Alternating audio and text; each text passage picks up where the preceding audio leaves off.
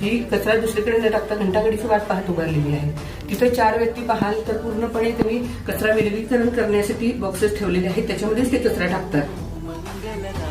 झालं तर इथं बघायचं कंपोस्ट खत, ही घरातील ओला कचरा जो असतो त्याच्यापासून कंपोस्ट खत तयार केलेलं आहे.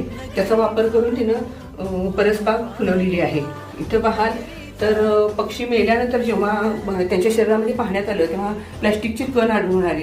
म्हणजे प्लॅस्टिक हे मानवापासून जलचर भूचर प्राण्यांना किती घातक आहे हे हातून दाखवण्याचा मी प्रयत्न केलेला आहे. शिवाय पृथ्वीवर बघाल तर पृथ्वीवर पूर्ण कचरा, निम्म बघितलं तर कचरा सगळा दिसतोय आणि इकडे पृथ्वी अगदी सुंदर अगदी हिरवीगार दिसते. मग आता मानवाने ठरवायचंय आपल्याला कचरायुक्त पृथ्वी हवी आहे की वसुंधरा हिरवीगार आम्हाला हवी आहे. आणि ह्या पूर्ण ज्या वस्तू बनवलेल्या आहेत ह्या सगळ्या हाताने बनवलेल्या आहेत. इथं प्लॅस्टिकचा कुठेही वापर केलेला नाहीये. शिवाय आपली रोजची दैनंदिन